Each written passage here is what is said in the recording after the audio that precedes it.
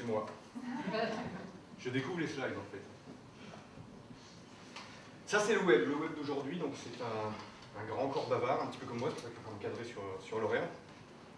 En particulier depuis qu'il est mobile et social, le web est bavard, tout le monde peut s'exprimer. Tout le monde échange, s'exprime et parle à tout instant.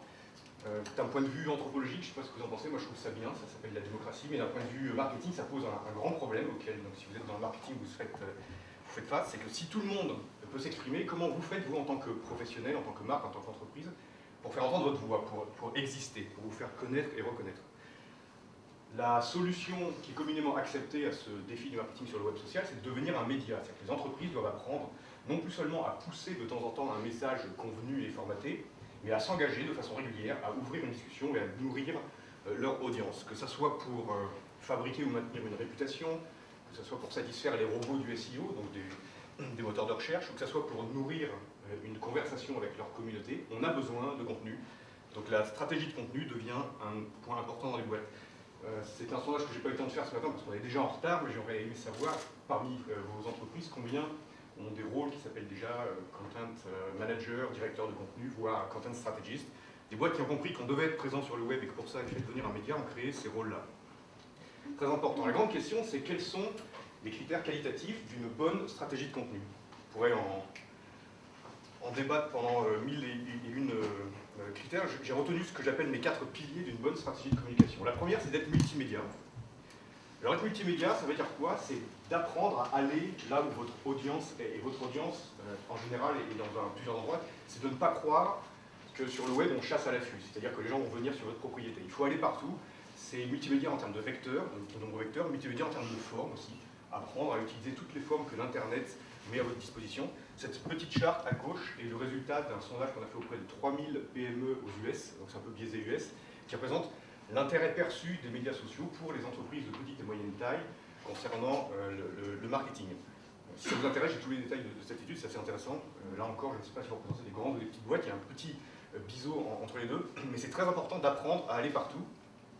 Ça veut dire quoi? Ça veut dire aussi être malin. Par exemple, si vous faites un jour un white paper, ça peut être assez intéressant d'en faire aussi un SlideShare et puis d'aller le distribuer sur un PowerPoint, d'aller le distribuer sur SlideShare, peut-être en tirer une infographie qu'on peut aller mettre sur Pinterest. Pourquoi pas interviewer l'expert qui a mené ce white paper, en faire une vidéo. Donc apprendre à couvrir, à augmenter sa couverture, son footprint sur tous les médias mis à notre disposition.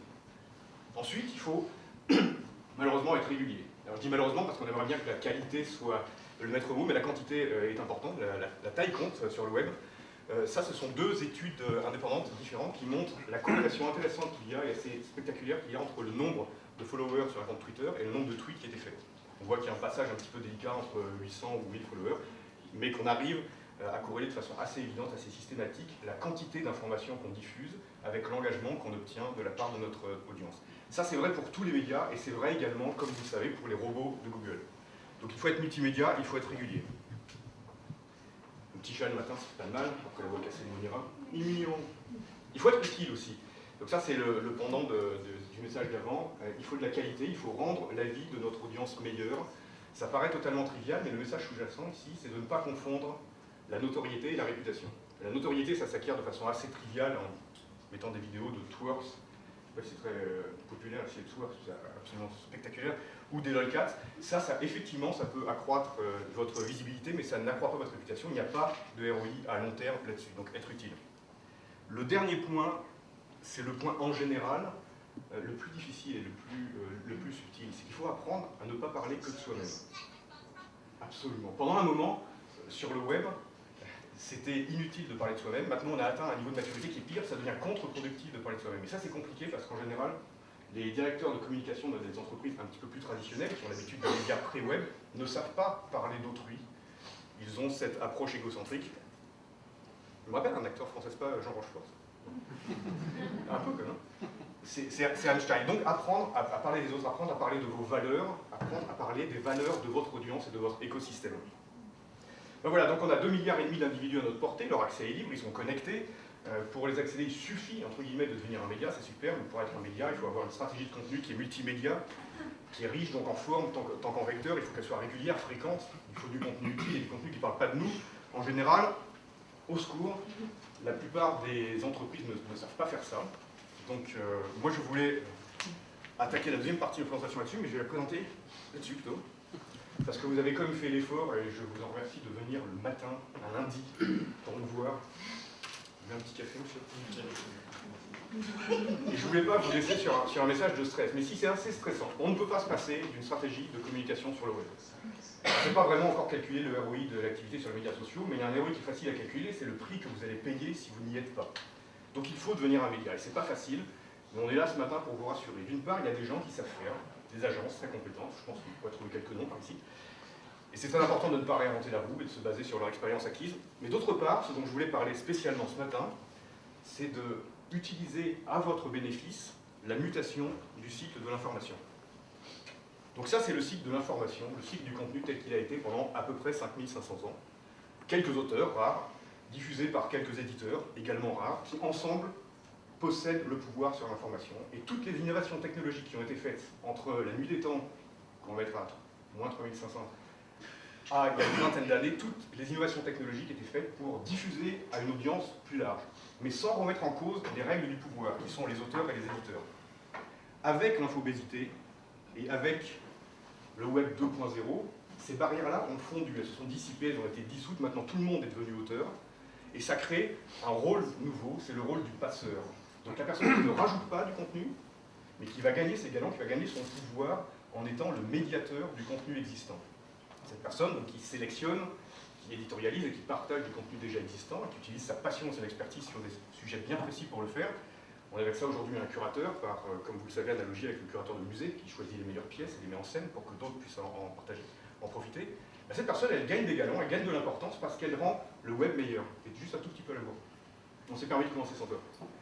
Entrée discrète, écoutez. Donc cette personne, le curateur, rend le web meilleur. Pourquoi? Parce qu'il va utiliser son expertise pour aller chercher le fond de panier que les robots du SEO ne peuvent pas trouver des bons contenus, et à ces contenus, leur apporter une audience qualitative. Donc il peut s'engager avec son audience grâce à des contenus de qualité, et il rend service également aux auteurs de ces contenus de qualité en leur apportant une audience. Et donc, puisqu'il rend le web meilleur, ce curateur gagne du pouvoir. Il devient important, il devient un point névralgique dans l'organisation du web. En d'autres termes, il devient un média, et c'est ça que je vous suggère en tant que entreprise, en tant que marque, en tant que service, ou en tant que professionnel, d'exploiter. C'est-à-dire, ne soyez plus victime de l'infobésité, mais exploitez l'infobésité à votre bénéfice en devenant un média par curation. Alors, il ne suffit pas d'aller récupérer le contenu de quelqu'un pour avoir une bonne stratégie de contenu. On a vu qu'il y avait 4 piliers pour une bonne stratégie de contenu. Il y a également 4 piliers pour une bonne curation. La première, c'est de ne pas penser que la curation, c'est quelque chose de magique, qui va subitement remplacer toute stratégie de contenu. Donc c'est un élément qui s'intègre dans une stratégie de contenu. Il faut voir un petit peu quel est l'équilibre qu'on va donner aux deux. Il est communément admis que la règle des 80-20, qui s'applique partout dans le monde quand on n'a pas d'autres règles, s'applique également ici, c'est-à-dire pour un contenu créé de façon originale, en partager, en recycler, en rediffuser 4 existants, c'est une bonne règle. Ce qui veut dire que vous augmentez par d'un facteur 5 votre puissance de feu pour une création. Donc c'est assez intéressant. Deuxièmement, très important, il faut une ligne éditoriale. Il faut un sujet précis. La simple collection plus ou moins aléatoire de contenu existant, ça peut vous faire de la visibilité. Donc on revient sur le lolcat, c'est la vidéo twerk, mais ça ne fait pas de l'engagement à long terme que vous pouvez transformer en client, que vous pouvez transformer en une audience fidèle. Donc il faut une ligne éditoriale, il faut avoir quelque chose à raconter et travailler sur un sujet bien précis sur lequel vous avez une légitimité et une expertise. Il faut rajouter de la valeur. Ça, c'est un débat qui est à la fois business et éthique. D'un point de vue business, il faut rajouter de la valeur parce que vous créez un média, les gens vont venir s'habituer à vous et savoir que chez vous, ils trouvent du contenu de qualité, mais ils veulent aussi trouver votre touche, votre perspective, votre contexte, le message personnel que vous avez ajouté. Donc d'un point de vue business, c'est indispensable. Par ailleurs, d'un point de vue technique, si vous rajoutez de la valeur, vous créez du contenu original que les moteurs de Google aiment bien. Mais d'un point de vue éthique, c'est bien aussi. Tant qu'à recycler le contenu de quelqu'un d'autre, l'enrichir d'un contexte personnel, c'est très intéressant. Ce qui nous amène au quatrième point, qui est le respect des auteurs. Donc sans les auteurs, il n'y a pas de curateur. Les curateurs en général sont des auteurs, hein, comme on l'a dit dans un rapport 80-20, ça peut être 90-10, mais il ne faut pas oublier les auteurs. À ce sujet, nous avons plus de 50 millions de contenus qui ont été curés maintenant sur la plateforme, et donc on a aussi des statistiques assez intéressantes quant à la réaction des auteurs quand ils sont cités chez nous. On peut en parler un petit peu. Donc pour info, on a eu 2 ou 3 auteurs français qui se sont plaints d'avoir été cités, bien évidemment. Ils ont travaillé, quelqu'un d'autre a exploité leur travail. La remarque est légitime, elle s'écoute. Mais par rapport à ça, on en a une douzaine par semaine qui nous demandent à être à être cité. Pourquoi? Parce qu'un curateur qui fait un bon job, qui fait un bon métier, c'est un point névralgique sur lequel c'est une lumière, un passeur, dont les auteurs veulent également bénéficier. Donc, quand vous êtes un bon curateur de votre domaine d'expertise, vous allez voir spontanément un flux entrant d'auteurs qui vous demandent d'être curieux. Et donc les bénéfices, pour résumer, d'abord une bonne curation, ça vous aide à acquérir de la connaissance, parce que le premier travail du curateur, c'est d'écouter le web, c'est de faire un travail de veille, savoir vraiment ce qui se passe. Donc la curation vous aide à structurer votre acquisition de connaissances, votre business intelligence. Deuxièmement, comme on l'a vu, c'est un élément de la stratégie de contenu, avec tous les bénéfices en termes de réputation, visibilité, engagement avec l'audience. Et puis surtout l'efficacité. L'efficacité, c'est très important, parce que la curation n'est pas magique, elle va vous coûter du temps et de l'expertise, mais elle a un rapport de puissance par rapport à la création qui est assez spectaculaire. Pourquoi Yoda? Parce qu'il nous a fait le bon goût de prendre un sabre à la couleur officielle du logo de Scoop It. Mais surtout parce qu'il a eu cette jolie phrase qui est marquée en bas à droite, Size matters not, que je pourrais vous traduire en anglais. Le curateur, s'il fait un travail de qualité, s'il respecte les 4 règles qu'on a dit, peut obtenir un impact de visibilité et de réputation énormissime par rapport au temps équivalent, aux ressources équivalentes qu'il aurait passé en création. Et c'est ça que je vous suggère d'utiliser et d'exploiter en tant qu'entreprise. Et alors là, on n'est pas du tout dans ma présentation. D'accord, alors en fait, la moitié de la présentation n'est pas là. Donc en fait, je vais totalement tenir mon temps.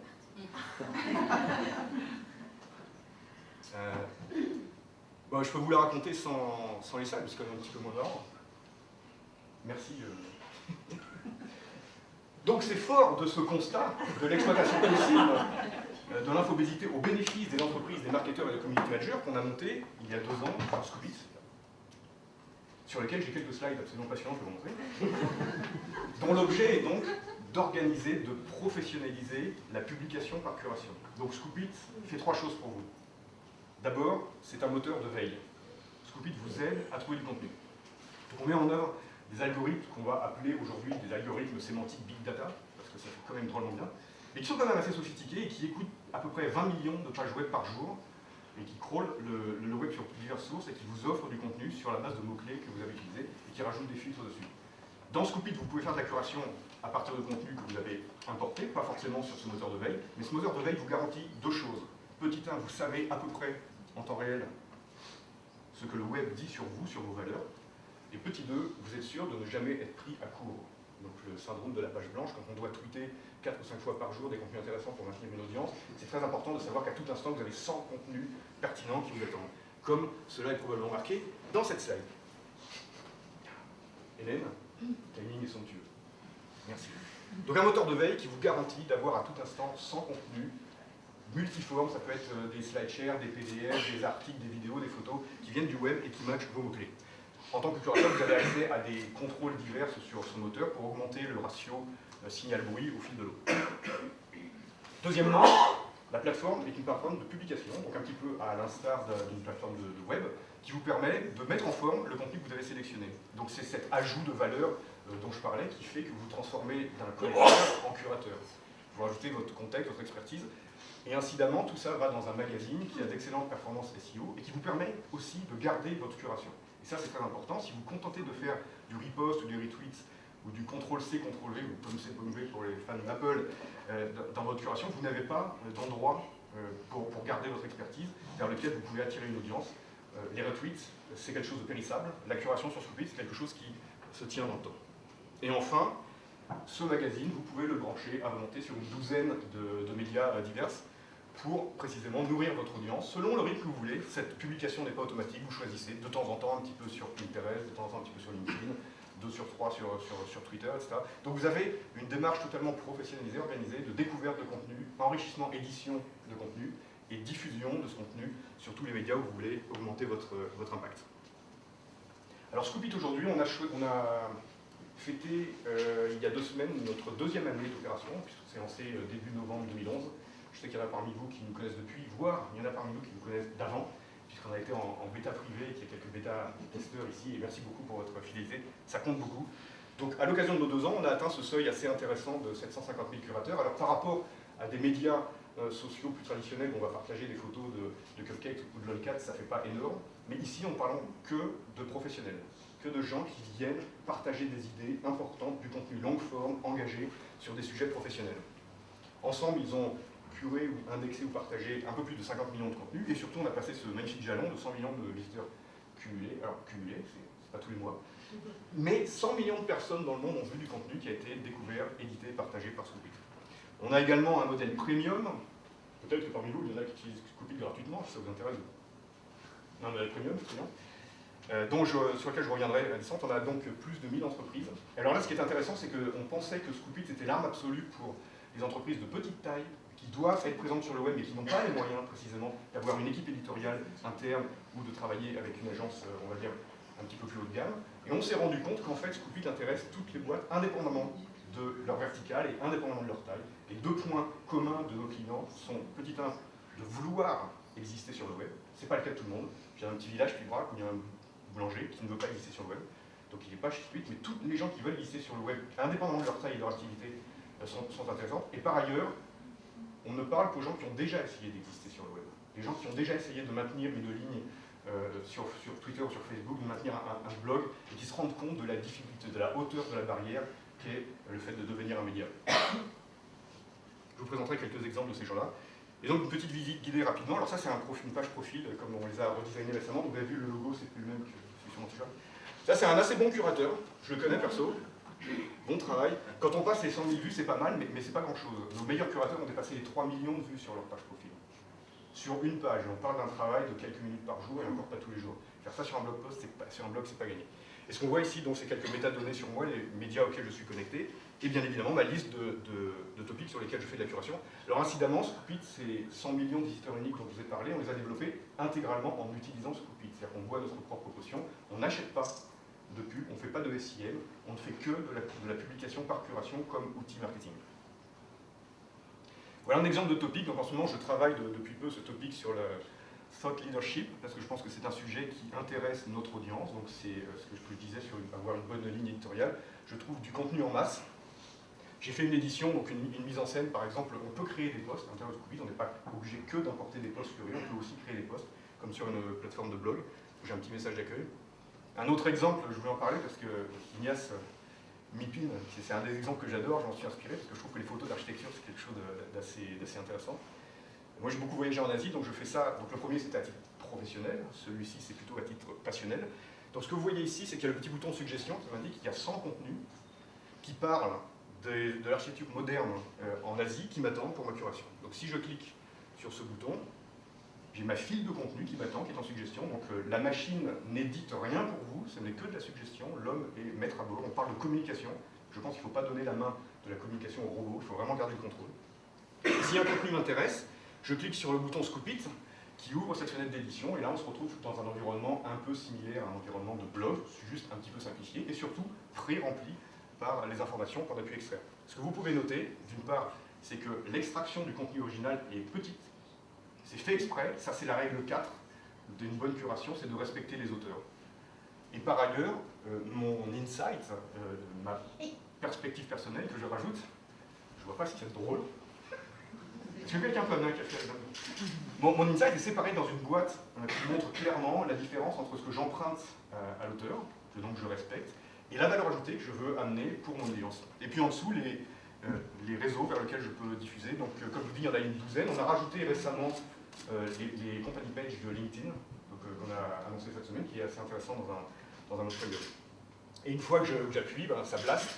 Donc là, ça va partir sur les réseaux. Et par ailleurs, ça s'affiche sur ce média, qui est donc le magazine qui m'appartient, et sur lequel je communique ma passion pour l'architecture moderne en Asie. Alors d'autre part, comme on a 50 millions de contenus qui sont maintenant indexés, et des contenus essentiellement professionnels, on a fait un petit jeu, là, on s'est amusé à faire tourner nos algorithmes sémantiques pour trier les contenus par catégorie. On a trouvé 85 à peu près catégories pour lesquelles on a une grande richesse de contenus variés, de formes différentes, ce qui nous permet maintenant d'offrir quelque chose de nouveau dans Scoop It, qui n'est de ne pas être uniquement une plateforme de publication, mais également une plateforme de découverte.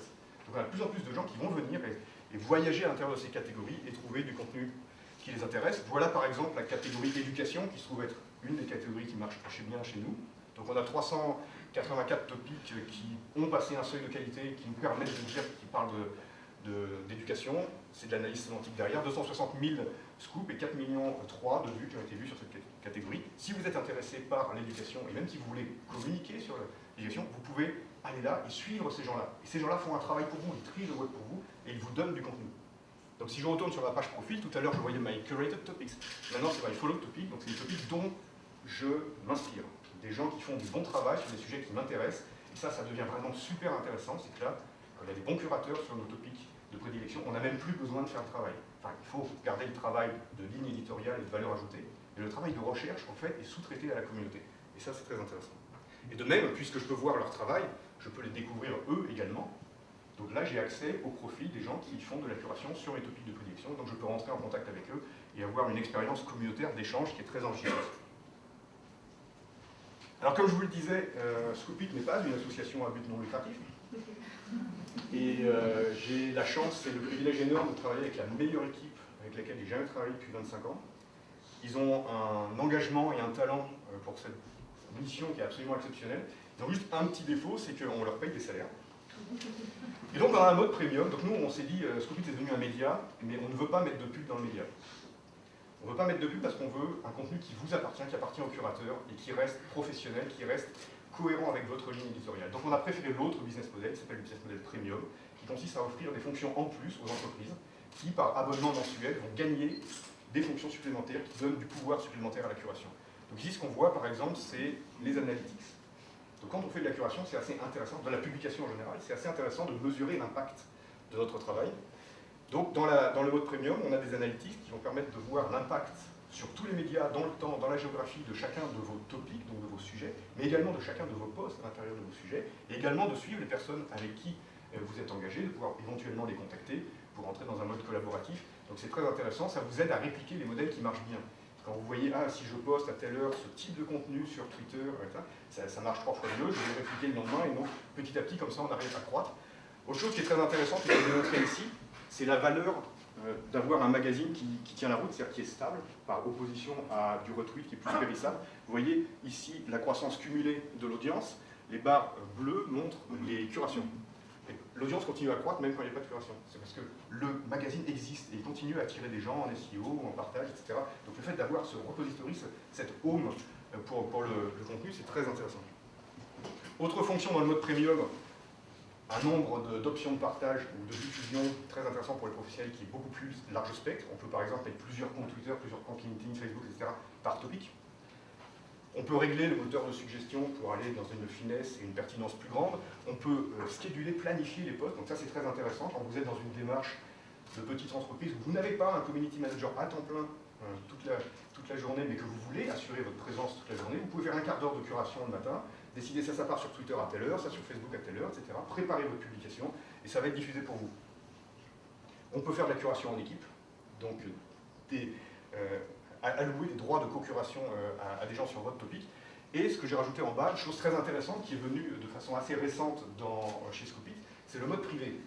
En fait, on a de plus en plus de gens qui disent « moi je fais un gros travail de veille, je trouve ce contenu, je l'organise, le magazine est superbe, j'ai rajouté toute ma valeur ajoutée, tout ce que je sais sur ce sujet, et après ça repart dans la nature. » Alors je dis oui, bien évidemment, c'est l'objet, ça doit partir dans la nature pour que vous augmentiez votre visibilité. Mais certaines personnes veulent garder cette chose à l'intérieur d'une équipe. Donc là on rentre dans une notion de knowledge management ou business intelligence, et donc on a en plus en mode premium cette idée de privatiser des topics, c'est-à-dire de contrôler explicitement les gens qui ont le droit d'accès en lecture à ces topics. Voilà. Timekeeper. Je suis pas mal. Et j'ai pas fini. Bon, j'ai pas fini, mais vous m'avez mangé du temps au début. Ça. Donc j'ai encore le droit à 2 minutes, donc je voulais juste vous passer super rapidement quelques exemples. Pour vous montrer la variété de la typologie des utilisateurs. Donc ce sont que des gens qui ont besoin d'exister sur le web, mais indépendamment de leur taille. Alors ça c'est un consultant, comme son nom l'indique, anglais. 900 000 vues sur son topic, qui parle de social media, donc c'est vraiment quelqu'un qu'on aime bien avoir dans notre écosystème. Ici c'est une auteure et éducatrice américaine, une de nos millionnaires récentes. Ça c'est un photographe allemand, 2,7 millions, pas mal, et il cure sur un seul sujet. Et ça, on appelle ça du focus Fuji X Pro 1. C'est pas la photographie, c'est Fuji X Pro 1. Près de 3 millions de vues sur cette curation. l'Université de San Francisco. Donc dans l'éducation, on est assez fort, en étant la boîte à la fois à Toulouse et à San Francisco. Donc merci beaucoup de nous accueillir à Paris. Et donc on a accès à ces gens-là, donc très belle curation également. On a des gens dans le non-profit, donc des associations à but non lucratif, Ashoka, très connues aux US. Des toutes petites entreprises, ça c'est une boîte de 4 personnes qui développent des applications mobiles, qui a remplacé leur blog par de la curation. Donc c'est pas ils qui nourrissent le blog, ils ont remplacé le blog. On a des PME, une PME dans les télécoms. Ici, Ecovadis, ça se voit parce que c'est en anglais, mais c'est une boîte française dans le développement durable, qui se fait également connaître grâce à sa curation. Ça, c'est une boîte qui fait de la téléphonie sur IP, qui fait son entrée en bourse bientôt, donc ça a commencé à être une grosse boîte aux US, qui a fait une belle intégration en 3 colonnes dans leur blog à partir de la curation en marque blanche. Edenred, vous connaissez au moins Ticket Restaurant, donc ils sont chez nous également. Le gouvernement, peut-être vous en avez entendu parler, petite boîte locale. Petit budget, Lean Startup. Merci beaucoup Publicis, c'est grâce à vous qu'on est là. Très belle intégration aussi sur leur portail du SIG. Et puis on a des plus grands groupes, donc ça c'était notre surprise. On pensait vraiment qu'on était bien pour les PME et ça marche très bien pour les PME parce que c'est facile, il n'y a pas d'IT, il n'y a pas d'application à mettre, c'est du SaaS, c'est direct. Et on fait aussi de l'intégration en marque blanche pour des entreprises plus grandes, donc on l'a fait avec La Poste, on l'a fait avec Orange. Ici l'exemple d'EDF, vous pouvez aller sur edf.com, avec la partie médiatique sur edf.com, c'est du Scoopit en marque blanche, des codes qui étaient très sympas et qui nous trouvaient très cool. Bien que ce soit en marque blanche, il y a le logo Scoopit qui met la Scoopit sur le edf.com. Et pour finir, 2 exemples brillants dont on a le privilège d'avoir ici les représentants qui vont nous parler. Donc All My Apps, qui est plutôt mode startup, et une entreprise plus grande que vous connaissez, ou en tout cas dont vous connaissez certaines des marques comme le Bidem, qui est représenté ici par Ignace et qui vont prendre la main maintenant. Et normalement, là, j'ai tenu le planning. Presque. Quelques minutes. Je suis désolé. Merci beaucoup pour votre attention. Merci.